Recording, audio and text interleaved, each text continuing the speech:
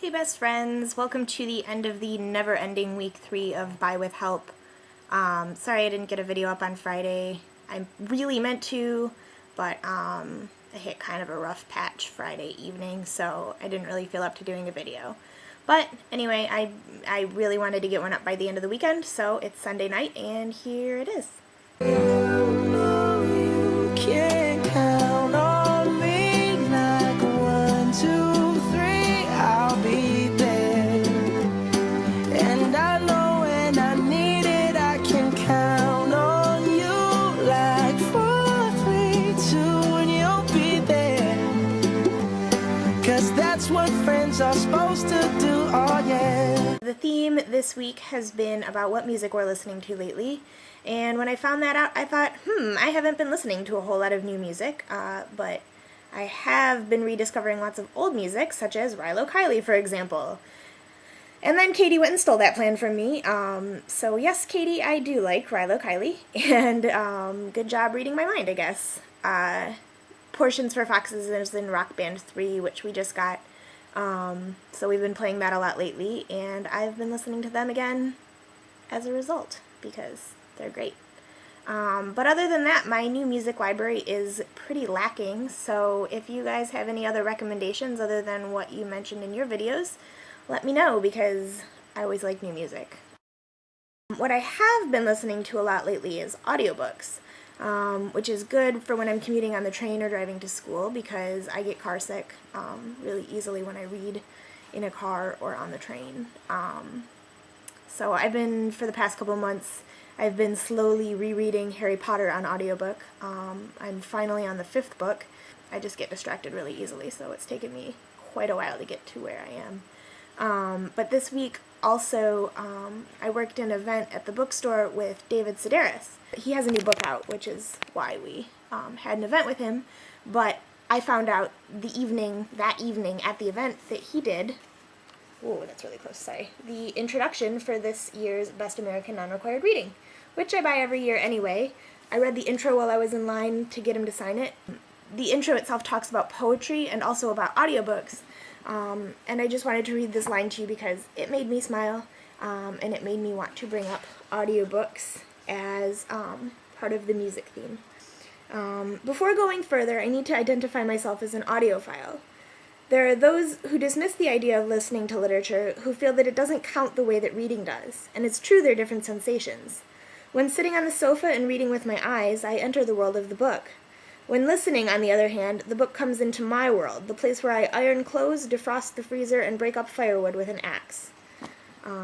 So I just thought that was really cool that that happened, and that I've been listening to audiobooks so much lately, and yeah, so anyway, if you haven't read Best American Non-Required Reading before, I really recommend it. I've been buying it.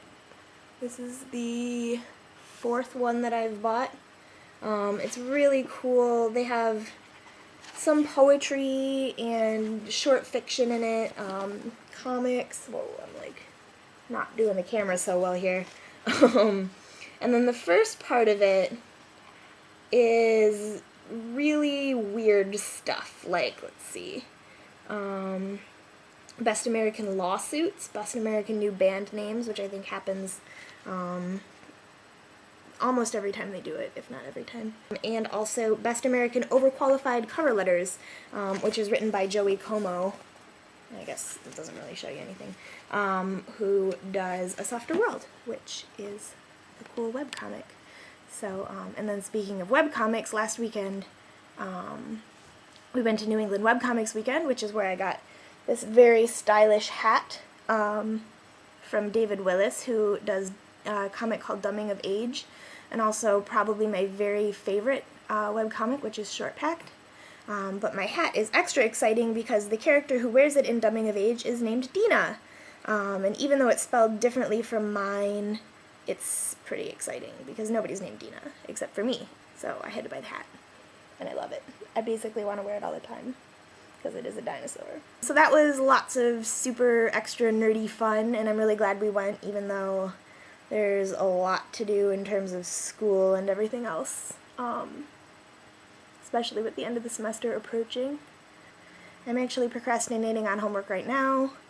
I have a lot of stuff due this week, and I have to have it mostly done by Wednesday because Thursday night is Harry Potter 7, and I have work and class that day, and so I won't have time to do homework things. But Caitlin is visiting to see the movie at midnight, which will be super fun because Friends and Midnight Harry Potter is the best thing ever. And I still can't wait that I'm going to be wait until July when I will be in Michigan for the last movie of all. And I can see it with you guys, hopefully. Yay. And then next week is already Thanksgiving break, which is terrifying. I'm off school the whole time, which is good, so I should have time to get caught up on everything before final projects hit. Although our friend Katie is visiting, who Chris and I worked with at Borders, is visiting for Thanksgiving, which we're having with friends of Chris's from school. So she'll be here through the weekend, but I think we'll be scheduling in homework time, which is really good because we will need it. She's in grad school too, so that will be fun. Lots of guests happening, which is fun. We like having people visit, so visit anytime. Hooray! So this went a lot longer than I thought it would, because I ramble sometimes, I think. So anyway, have a good night. I hope you guys had a great weekend, and I will see you next Friday, hopefully. Bye! I love you guys.